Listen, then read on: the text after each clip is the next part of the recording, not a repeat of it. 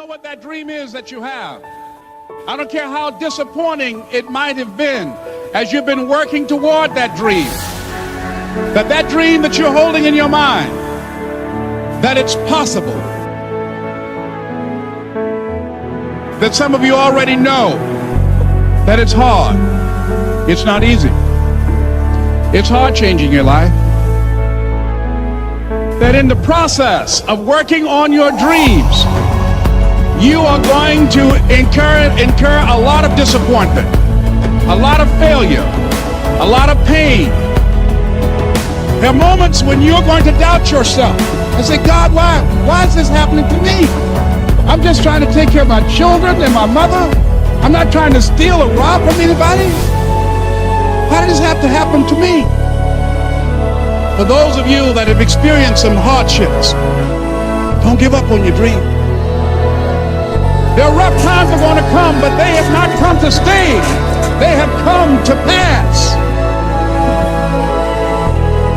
Greatness is not this wonderful, esoteric, elusive, God-like feature that only the special among us will ever taste. You know, it's something that truly exists in all of us. It's very important for you to believe that you are the one.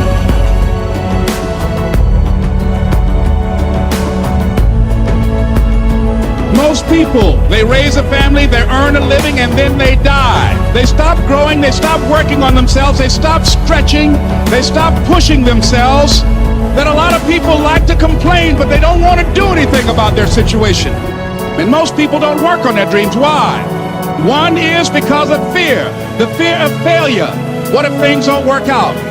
And the fear of success. What if they do and I can't handle it? These are not risk takers.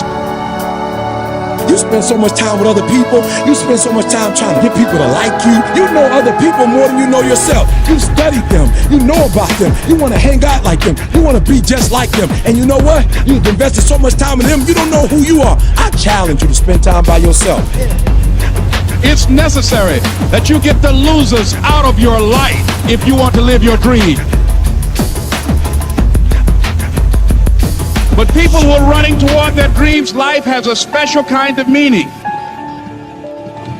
When you become the right person, what you do is you start separating yourself from other people. You begin to have a certain uniqueness. As long as you're following other people, as long as you're being a copycat, you will never ever be the best copycat in the world. But you will be the best you could be. I'm telling you to define your value. That everybody won't see it. That everybody won't join you. That everybody won't have the vision. It's necessary to know that you are an uncommon breed.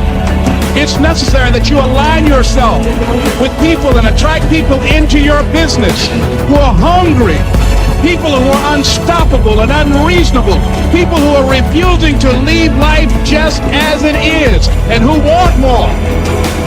The people that are living their dream of finding winners to attach themselves to. The people that are living their dreams are the people that know that if it's going to happen, it's up to them. If you want to be more successful, if you want to have and do stuff you ain't never done before, number two, I'm asking you to invest in you. To invest in you. Someone's opinion of you does not have to become your reality. That you don't have to go through life being a victim. And even though you face disappointments, you have to know within yourself that I can do this. Even if no one else sees it for me, I must see it for myself. This is what I believe, and I'm willing to die for it. Period. No matter how bad it is or how bad it gets, I'm going to make it. I want to represent an idea. I want to represent possibilities. And some of you right now, you want to be, you know what I'm saying? You want to go to the next level. I want to counsel. You know, I want to be an engineer. I want to be a doctor. Listen to me. You can't get to that level. You can't get to the level economically where you want to be until you start investing in your mind. You're not reading books. I'm challenging y'all to go to conferences. I dare you to invest time. I dare you to be alone. I dare you to spend an hour getting to know yourself. When you become who you are, when you become the person that you were created to be, designed to be who you were designed to be, when you become an individual, what you do is you take yourself and you start separating yourself from other people. I challenge you to get to a place where people don't like you, it don't even bother you no more. Why? Because you're not concerned with trying to make them happy, because you're trying to blow up. You're trying to get to the next level. I need you to invest in your mind. Invest in your mind. If you still talk about your dream, if you still talk about your goal, but you have not done anything, just take the first step. That you can make your parents proud, you can make your school proud, you can touch millions of people's lives, and the world will never be the same again because you came this way. Don't let nobody steal your dream.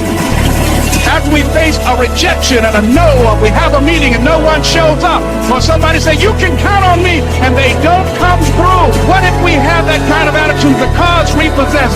Nobody believes in you. You've lost again and again and again. The lights are cut off, but you're still looking at your dream, reviewing it every day, and say to yourself, it's not over until I win.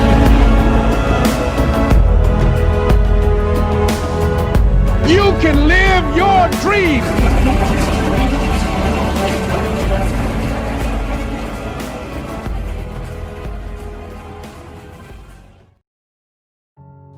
Everybody experiences extreme stress at some point in their life. I don't care who we are. Something happens outside our control and it hits our life and it knocks us on our tail. It might be a health stress. It could be something with your family. It could be economic, career. It could be something emotional that happens, biochemical. There's so many things. It could be an environmental situation that had nothing to do with you.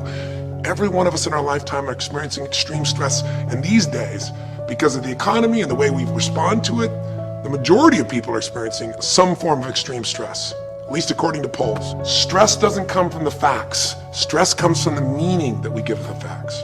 Yes, those things have happened.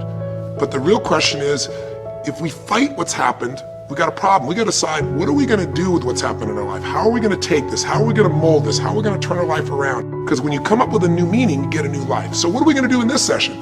Well, in this session, we're going to take a look at something from a different perspective. We're going to ask you this question. What is the single force that controls the quality of your life? If there was one gift our Creator has given us, or the universe, whatever you believe, what is it? What is the one power that you have right now in this moment that can change everything? You have it, I have it, we all have it. It's this one singular individual power that can change anything in our life, regardless of what's happened to us. And I know you know the answer. The answer is the power of choice. The one thing we have in this world is we can't control the events, but we can choose what to focus on, we can choose what things mean, and we can choose what to do. Those three choices, those three decisions really control our life. It's not so much the conditions of our life that control our destiny as much as the decisions of our life. Try for a second to think about something. Think about your life. And just think about, are there a few decisions? If I were to ask you 2 decisions you've made in your life, you know, that if you would have made a different decision, you would have had a totally different life. I mean, it may be, a life may have been better or may have been worse, I don't know, but you would have a different life. I'm not asking you to buy into the fact that you should have known the answers. I just want you to see the power of a decision. How is your life better today because of a decision you made years ago, not just negative ones?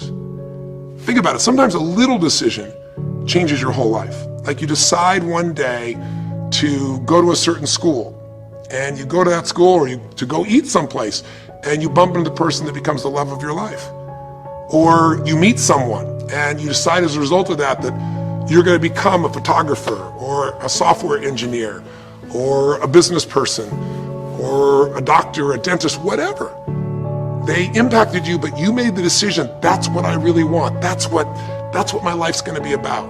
And that decision has affected so much of your life, what you do, how you live your life, how you spend your time, what you earn or don't earn, you know, who you attract into your life. Beliefs you have all come from some of these little decisions. What you decide to eat from your dinner plate each night certainly determines your physical destiny, right? We all know that, at least to a certain extent. I know there's a certain amount that's genetics, but I'm talking about the stuff you and I can control. So decisions equal destiny. It's not our conditions, it's our decisions. So if we want a new life, if we want a new experience, we've got to make new choices. If you don't like the way your career is or your business is, change it. If you don't like your body, change it. You don't like your relationship, change you first, because if you change it, you'll bring you to the next one. Maybe it's time to change it too, but change yourself first. If you want to change anything in your life, you have the choice. So there is no right or wrong. I just want to make you aware in this breakthrough session that everything in our life changes the moment we make a decision. And I mean a real decision. A decision is when you cut off any other possibility and you commit to something with everything you've got and you take action. But the big decisions start with little decisions like, what am I going to focus on? Because whatever you focus on, you're going to feel. If you focus on all the things that have been done to you in your life, of course you're going to feel like hell. If you focus on all the amazing coincidences that have happened, things that maybe they were guided, maybe not, but things happen, and because of that, you met this person that's your best friend, your husband, your wife, or because of that, you have this ability, or because you were there that day, God, you missed an accident. I don't know what it is, but whatever you focus on, you're gonna feel. If you focus on people don't care, and you'll look for reasons why they don't care, and evidence they don't care, you'll find it everywhere. If you look for evidence that people are really good people inside, that at some level we all care about each other, you'll find it. Seek and you shall find. The secret is, have you become conscious about your decision making? Because this breakthrough session is, really, you want to change your life, make new choices. New life comes from new choices, but you got to make conscious choices.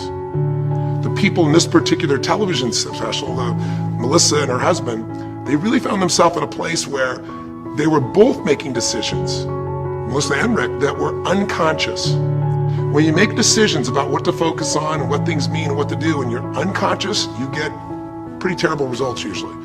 Now, we've all done this. I do it still. We all do. But if you want to change your results, you got to become more conscious in your decision making. So think about it. What you focus on, you will feel. Whether it's true or not. You focus on how people don't care, you're going to feel they don't care. Second decision you make is, what do things mean? So you focus on something someone does and you come up with a meaning, and the meaning is, no one loves me. The meaning is they're trying to take advantage of me. Depending on what meaning you come up with, and you get to choose the meaning of anything. For some people, they say, this situation happened with the economy, and what that means is, I'm going broke. Somebody else said, the situation happened with the economy, guess what? That means I'm gonna work harder, I'm gonna be more creative, it changed everything. Everybody else is gonna quit, so we're gonna dominate the marketplace. For people to do it. Is this the end right now, or is it the beginning? See, whether it's the end or beginning is your choice, you get to decide, because once you make up a meaning, it's true. If you think that this is the end of a relationship, are you going to treat people the same way as if you think it's the beginning of a relationship? No way. In fact, I tell people, if you want to have a great relationship, think about this. Treat people like you did in the beginning of the relationship, and there won't be an end. In the beginning of the relationship, when somebody says to you, would you take out the trash? What do you say? Of course, take out the trash. You're happy to do anything, right? But after about 6 months or 6 years, you go take them out the trash. You go, what do you mean? What, I look like your janitor? Take out your own trash. The meaning we give things is very different, and so we feel different and our life is different. In the beginning, you'll do anything for someone. Now you make up a new meaning. Why should I have to do that for them? Little choices, like what to believe about yourself, what to believe about other people, whether this is the end or the beginning, start to affect your whole life. And the third decision we make, we decide what to focus on, most of us unconsciously. We decide what things mean, and the third thing we decide is, what are we gonna do? We decide to quit, because it's overwhelming. We decide to get strong and focus. We decide we're going to turn it around. We decide to wait and see. Ultimately, your destiny is determined by what you do. So, for example, what do you do if somebody comes to you one day and says you have a tumor? Again, I've had that experience. I use that as a reference point because I've had a lot of intense experiences in my life, but that was one of the more intense ones for sure. Had many, but that was very intense. You know, first, what do you focus on? Do you focus on it's over? Do you focus on why me? Do you give it a meaning that says, I'm gonna die? What do? Do you just go through traditional therapeutic approach? Do you put yourself in the hands of someone else? Do you evaluate this? Do you get a second or third opinion? Your destiny is determined by your decisions. Now, if you're a guy like Lance Armstrong, you focus immediately on, I gotta find a solution. The meaning you come up with is, this is the ultimate battle. And what you decide to do is you're gonna exhaust every possibility. Now that doesn't guarantee you're gonna succeed, but it's interesting. When you have that kind of a mindset, it shifts you. And Lance Armstrong, I mean, he was told things like, look, you gotta You got tumors here in your brain, you got them in your lungs, right? You got obviously in testicles, and you ride a bike for a living. That's pretty tough. But he made it through all of those pieces. Now, am I saying because he made the right choices? I can't tell you that. There's certainly some grace in everything. I think in life, there's three things. There's our ability to choose what we're focused on, or to commit, to get a result, to put all our intention and focus into something. There's our ability to do the right things, to have the right strategy, to execute. And then there's some grace.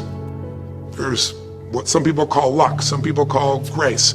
There's if you do the right things over and over again and with total focus, sometimes, you get good fortune that comes your way. And you tend to have more good fortune when you're totally focused and decisive and you take lots of action than if you kind of just sit around and accept things like that you don't have a future.